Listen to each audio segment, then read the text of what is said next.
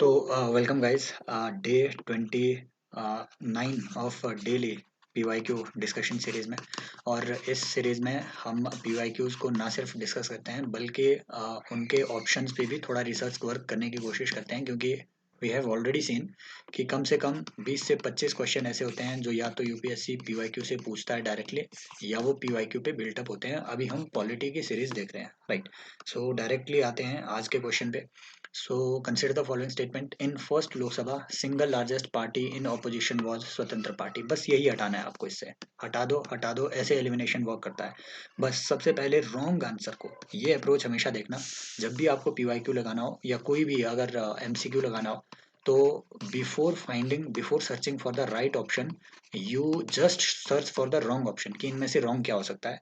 जिसने थोड़ी भी मॉडर्न इंडियन हिस्ट्री पढ़ी होगी, राइट, तो पोस्ट इंडिपेंडेंस इंडियन हिस्ट्री में आपको पता होगा कि फर्स्ट लोकसभा में it was communist party of India, CPI, जो कि जो ऑपोजिशन में है, सबसे ज़्यादा इनकी सीट्स आई थी, राइट। 24-25 समथिंग इनकी सीट आई थी। बस यहाँ से एलिमिनेट कर दो। मान लो अगर ये भी नहीं आपको पता, नेक्स्ट आपका आता है कि in Lok Sabha a leader of opposition was recognized for the first time in 1969। मान लो ये भी नहीं पता, थर्ड स्टेटमेंट पे आओ। In Lok Sabha, if a party does not have minimum 75 members, its leader cannot be recognized as leader of opposition। ये जो benchmark है ना गुरु, किसी को भी अगर पता होगा, थोड़ी बहुत पॉलिटी स्टडी की हुई है, तो लीडर ऑफ अपोजिशन बनने के लिए आपको मिनिमम 10% सीट चाहिए होती है उस हाउस की। लोकसभा में हमारे पास कितने मेंबर, अराउंड 550 है ना, होते 545 है। इसका 10% निकालो, 55। यहाँ लिखा है 75। हटाओ, इसे हटाओ, इसे हटाओ, इसे हटाओ, बी इज योर आंसर। मान लो अगर ये आपको पता भी नहीं होता, इसीलिए आपको रॉन्ग आंसर सबसे पहले सर्च करने हैं। ये फिर से आ सकता है। थोड़ा और रिसर्च करते हुए आप मुझे बताएंगे कि लीडर ऑफ अपोजिशन का जो स्टेटस है वो किसके इक्विवेलेंट होता है। क्या ये कैबिनेट मिनिस्टर के, CM मतलब कैबिनेट मिनिस्टर के इक्विवेलेंट, या फिर ये मिनिस्टर ऑफ स्टेट के इक्विवेलेंट। आप मुझे ये भी बताएंगे कि क्या कॉन्स्टिट्यूशन में लीडर ऑफ अपोजिशन मेंशन है कहीं पे, या फिर अगर मेंशन नहीं है तो क्या किसी पार्लियामेंट्री एक्ट में, क्या ये मतलब क्या ये एक कॉन्स्टिट्यूशनल पोस्ट है या एक स्टेट्यूटरी प्रोविजन है। आप ये मुझे कमेंट सेक्शन में बताएंगे। नेक्स्ट आता है कि the president of India exercises his power as provided under article 356 of the constitution in respect of a particular state. Then ये 2-3 बार ये क्वेश्चन इसी तरीके से पूछा गया है। एक बार उन्होंने पूछा था कि which of the following would be the necessary outcomes of the application of article 356। 356 is all about state emergency, state की इमरजेंसी। तो स्टेट इमरजेंसी जब भी लगेगी तो इनमें से क्या क्या होगा। The assembly of the state is automatically dissolve, pending रखो। The powers of legislature of that state shall be exercised by or under the authority of parliament, pending रखो। Article 19 is suspended in that state, बिल्कुल गलत बात। आप मुझे बताएंगे कि article 19 जो है ना गुरु, ये सिर्फ एक सरकमस्टांस में आपके सस्पेंड किया जा सकता है, एक तरीके की इमरजेंसी, वो भी नेशनल इमरजेंसी का एक पार्ट, राइट। नेशनल इमरजेंसी का एक पार्ट, वो कौन सा पार्ट है ये आप मुझे बताएंगे कमेंट सेक्शन में, राइट। देन आता है आपका कि president can make laws related to that state, right. ये एकदम झूठ बात है। प्रेसिडेंट लॉ कैसे बनाएगा, कानून कैसे बनाएगा? It is not the president.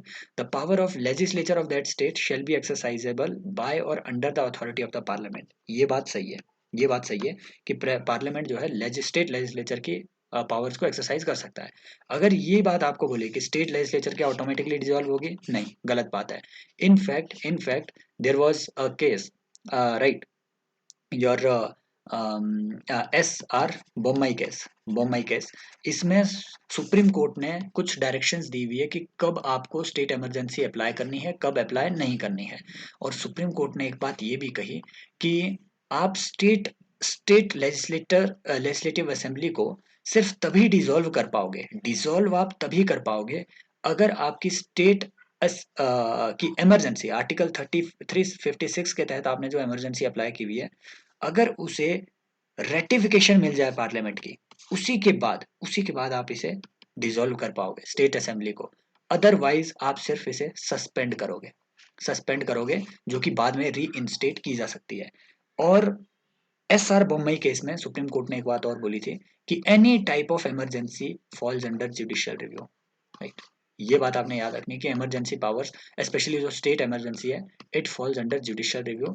Judiciary can reinstate the state legislative assembly as well, but important बात है, judiciary can reinstate the suspended और dissolved, right, dissolved state legislative assembly, but judiciary cannot reinstate the dissolved Lok Sabha. ये बात आपने याद रखनी है. लोकसभा के लिए देयर इज नो प्रोविजन की जुडिशरी ने मान लो जुडिशियल रिव्यू किया प्राइम मिनिस्टर के डिसीजन का, पीएम जो है प्रेसिडेंट को रिकमेंड करता है कि ठीक है अब लोकसभा को आप डिसॉल्व कर दो, लेकिन मान लो अगर लोकसभा का डिसोल्यूशन हो गया तो उसके बाद सुप्रीम कोर्ट उसे वापस रीइंस्टेट नहीं कर सकता है. As of now there is no clarification regarding this. ये आपने बात याद रखनी है. अब हमारे 2018 के प्रीलिम्स के क्वेश्चन क्लियर हो गए हैं. नेक्स्ट आता है कि one of the implications of the equality in the society is the absence of. आपने एक बात नोट की होगी, उन्होंने लिबर्टी पे आपसे क्वेश्चन पूछा, उन्होंने स्टेट पे आपसे क्वेश्चन पूछा, वेलफेयर स्टेट पे आपसे क्वेश्चन पूछा, कॉन्सेप्चुअल क्वेश्चन वो पूछ रहे हैं. जस्टिस का ट्रू मीनिंग क्या है ये बहुत बार पूछा जा चुका है, राइट. लिबर्टी का बेस्ट एक्सप्लेनेशन क्या है, फेडरलिज्म के एसेंशियल फीचर्स क्या है ना. और इंडिया एक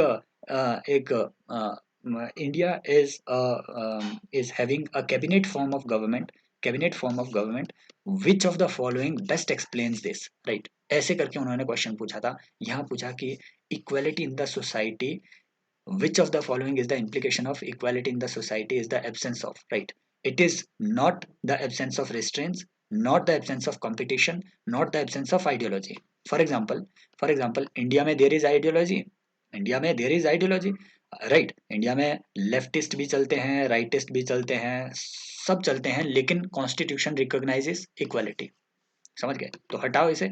एब्सेंस ऑफ कंपटीशन क्या इक्वालिटी लाएगा?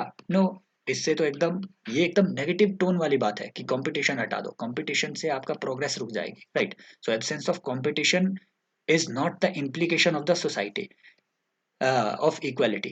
Absence of restraints, again absence of restraints is not the implication of equality. In fact अगर restraints नहीं होगी, अगर लोगों की liberty पे कोई restriction नहीं होगी तो कंट्री में इक्वलिटी नहीं आ पाएगी, क्योंकि there would be the concept of matsya न्याय.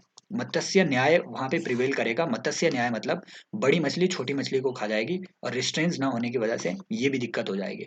तो इस तरीके से खुद मेंटल एक्सप्लेनेशन के थ्रू आप इन सारे ऑप्शंस को एलिमिनेट कर सकते हो और प्रिविलेजेस को कॉन्फिडेंटली लगा सकते हो, right. Absence of privileges means equality, right.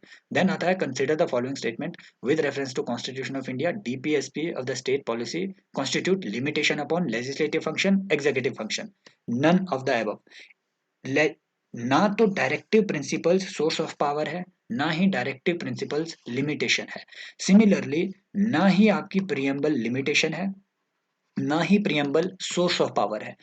अगर यहाँ डीपीएसपी की जगह प्रियम्बल कल को वो डाल दे, याद रखना उसका भी आपका नाइदर वन नॉर टू होगा, क्योंकि preamble and DPSPs are not restriction on anything, not restriction on anything. And explicitly article 37 explains कि these DPSPs are just the directives to the state, right. And this shall be the fundamental principles of public policy in India. लेकिन article 37 explicitly says कि they are non justiciable, they are non justiciable, they cannot be enforced by the court of law. समझ गए. लेकिन कानून बना के आप इन्हें एनफोर्स कर सकते हो. सीधा कोर्ट में जाकर के एनफोर्स नहीं कर सकते, कानून बनाए हो तब जाकर के आप इन्हें एनफोर्स कर सकते हो. आप मुझे बताएंगे कि क्या फंडामेंटल ड्यूटीज को कॉन्स्टिट्यूशन नॉन एनफोर्सेबल डिक्लेयर करता है? क्या फंडामेंटल ड्यूटीज को कॉन्स्टिट्यूशन नॉन जस्टिशिएबल डिक्लेयर करता है? ये आप मुझे कमेंट सेक्शन में बताएंगे. आई होप ये जो लेक्चर सीरीज है, छोटे छोटे माइक्रो लेक्चर्स, ये आपकी प्रिपरेशन में थोड़ी वैल्यू और कॉन्फिडेंस ऐड कर पा रहे होंगे. और पॉलिटी के बिल्कुल ऐसे ही क्वेश्चन वो पूछते हैं, 10 साल बाद भी ऐसे ही पूछेंगे. अगर आप मुझसे जुड़ना चाहते हैं बिल्कुल फ्री लेक्चर में, फ्री मेरी क्लासेज होती है अनअकैडमी पे, उसमें भी पीवाईक्यू का रिसर्च आजकल हम इकोनॉमी का कर रहे हैं और कॉम्प्रिहेंसिवली पूरा इकोनॉमी हम रिवाइज कर रहे हैं. तो फ्री लेक्चर्स को आप देख सकते हैं. उसकी लिंक आपको मिलेगी टेलीग्राम पे, और टेलीग्राम की लिंक आपको मिलेगी डिस्क्रिप्शन में, या फिर सर्च कर लेना द यूपीएससी हब टेलीग्राम पे, आपको मिल जाएगा. और जब आपको अनअकैडमी पे लॉगिन करना होगा या कोई भी सब्सक्रिप्शन लेनी है, BST 2022 इसी कोड का यूज़ करें और आपको मिलेगी 10% तक का discount. Take care guys, happy learning, happy Holi, as always love you all, bye bye.